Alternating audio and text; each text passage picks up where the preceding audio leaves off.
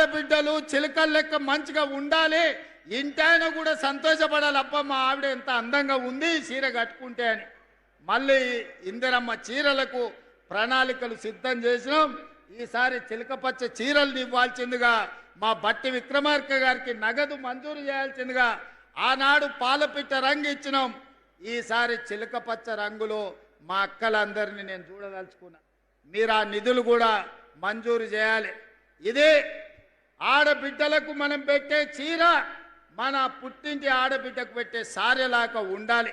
నువ్వు ఏమిచ్చినా ఆడబిడ్డకు సంతోషం ఉండదు, కానీ పుట్టింటోళ్ళు పెట్టిన చీరను జాగ్రత్తగా అలమారిలో దాచిపెట్టుకొని పండుగ పూట కట్టుకుంటుంది. ఏమక్క అవునా?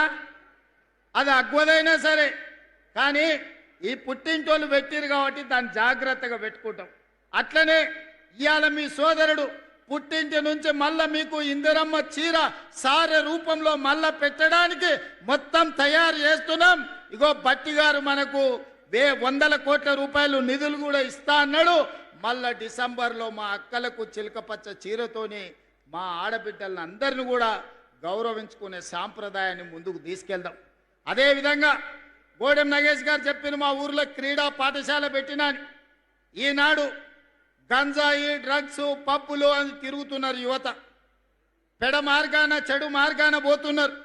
వాళ్ళందరినీ మత్తు బాట వదులురా, మైదానాల బాట పట్టురా అని చెప్పి ఇవాళ పిల్లలకు ఒక స్ఫూర్తి నింపడానికి మేమే క్రీడా మైదానాలకు వెళ్ళడమే కాదు, మన ఎమ్మెల్యేలకు కూడా ఎమ్మెల్సీలకు కూడా మన ఆటల పోటీలు పెట్టినాం, మొత్తం పెద్ద ఎత్తున నిర్వహించినాం.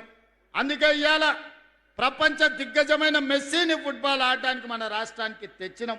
ఈరోజు క్రీడల గురించి ఏదైతే ఆదిలాబాద్ ప్రాంతం నుంచి ఒక ఆలోచన చేసిండ్రో, హైదరాబాద్ వెళ్ళి నెంబడే మా మిత్రులు ఇన్ఛార్జ్ మంత్రివర్యులు జూపల్లి కృష్ణారావు గారికి ఆదేశాలు ఇస్తున్నా, శాసనసభ్యులు నా దృష్టికి తెచ్చిన ఏవైతే నివేదికలు ఉన్నాయో వాటితో పాటు క్రీడలకు సంబంధించి మీరు ప్రత్యేకంగా సమీక్ష చేసి తక్షణమే ఈ ప్రాంతానికి క్రీడల్ని ప్రోత్సహించడానికి ఈ అటవీ ప్రాంతంలో యువకులల్లా చైతన్యం ఉంది, వాళ్ళకు ఒక బలమైన సంకల్పం ఉన్నది.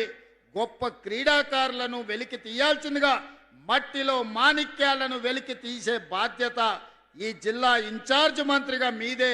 ఈ ప్రాంతంలో క్రీడలను ఏ విధంగా ప్రోత్సహించాలనో మినీ స్టేడియంతో పాటు క్రీడల కళాశాల మైదానాన్ని అభివృద్ధి చేయడానికి అవసరమైన ప్రణాళికలు సిద్ధం చేయండి, ఈ ప్రాంతానికి మంజూరు చేద్దామని చెప్పి నేను ఈ వేదిక మీద నుంచి మీకు ఆదేశాలు ఇవ్వడం జరుగుతుంది. మిత్రులారా, ఈ రాష్ట్రం మనది, ఈ ప్రజలు మనవాళ్ళు. 4 కోట్ల తెలంగాణ ప్రజలు మా కుటుంబ సభ్యులు. మాకు తారతమ్యం లేదు. మేము కులమో మతమో ప్రాంతమో లేకపోతే ఏ రకమైన వివక్ష చూపియం. రాజకీయ పార్టీల గురించి ఆలోచన చెయ్యం. పేదవాడు పేదవాడే మా దృష్టిలో.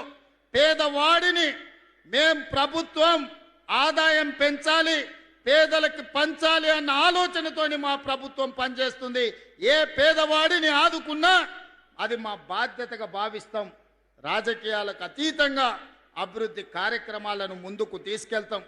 కానీ కొంతమందికి మేము చేసే అభివృద్ధి నచ్చడం లేదు. మారీచులు మాయ వేషంలో, మాయలేడి రూపంలో, మాయగాళ్ళ రూపంలో మీ దగ్గరకు వస్తున్నారు. నిన్న మొన్న చూసిన కొడంగల్ పోయినరు, లేకపోతే మహేశ్వరం పోయినరు, ఇవాళ ఇంకేడుకో పోయినరు. మార్కెట్ యార్డు కట్టలేదు మీరని. 10 ఏళ్ళు మీరు ఎందుకు కట్టలేదని నేను అడుగుతున్నా.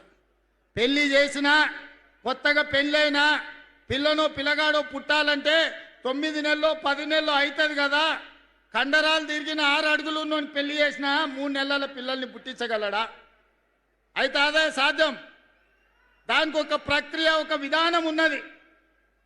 పెళ్ళైన ఎవరికైనా 9-10 నెలలు పడుతుంది పండంటి పిల్లగాడినో బిడ్డనో చూడాలంటే.